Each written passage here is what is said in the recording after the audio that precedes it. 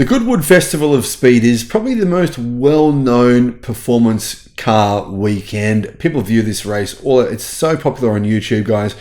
I made a video about one of the supercars, electric supercar that crashed, and people were just fascinated by this. It's a 2,000 horsepower MG electric supercar, which looks insane, but just way too much power for the car. Traction is crazy. I don't know how you can actually drive a car like that on a track like this. Now, guys, I have driven this track many, many times. In fact, hundreds and hundreds of times. I'm embarrassed to say, more times than I would like to admit, on Gran Turismo. It's actually really well done on Gran Turismo, and it shows you this track is extremely difficult. The streets are extremely narrow, and guys, I kind of got to the final boss level where I had to use the final car. There's like a Formula One car. I couldn't beat it. It's the only level I couldn't beat, the final boss level. It always frustrated the hell out of me that I couldn't do it. And I was thinking, why is it? Do I need to get some sort of different device? Do I need a steering wheel? Anyway, guys, this has always been about gasoline, about noise, about exhaust, but all that changed this year.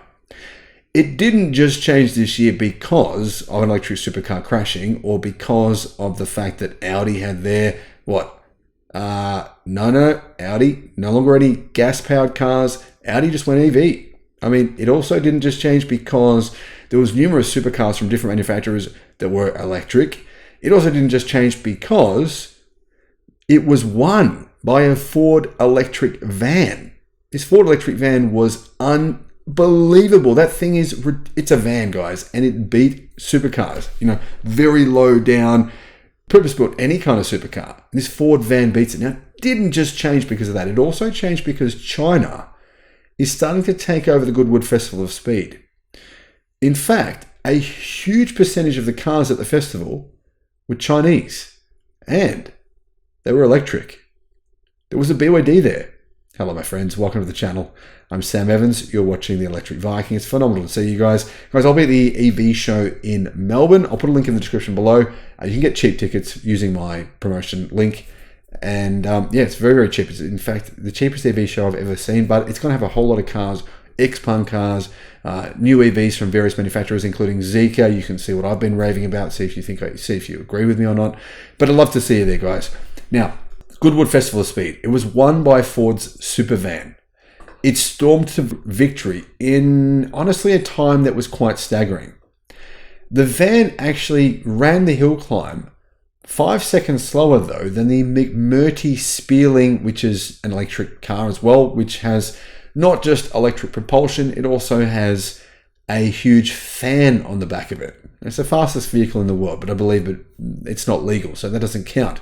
But either way, first was won by a Ford EV, or first was won by an EV with a fan on the back of it. The Ford Supervan 4.2 has been crowned the king of this year's Goodwood Festival of Speed with the fastest time up the famed hill climb, set at 43.98 seconds. That is incredible.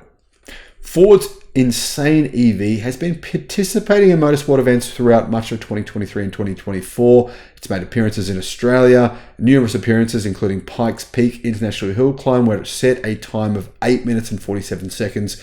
But I don't think anyone fully realized just how fast this was until it beat the fastest cars in the world. I'm talking Formula One cars at this track. Now you can see, guys, why Formula One is completely disinterested in Elon Musk's offer.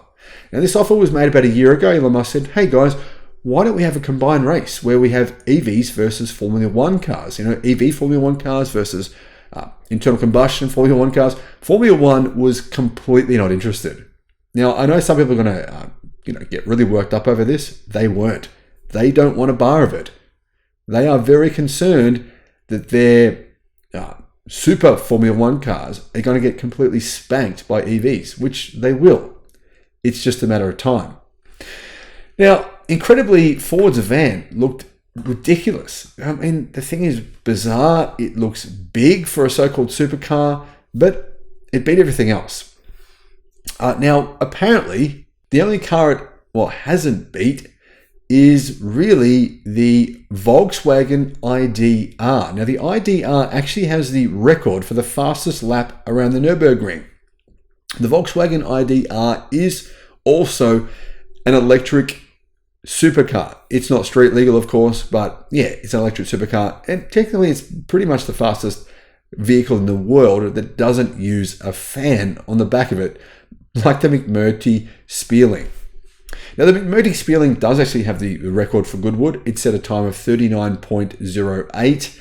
That was back in 2022. Like I said, EV with a fan sounds like the perfect combination. That sounds a little bit like the Tesla Roadster as well, doesn't it? From what Tesla's been saying about the cold gas thrusters. However, the Volkswagen ID.R, which is also an EV, has the second fastest time ever. As you can see, Goodwood now is dominated by electric vehicles.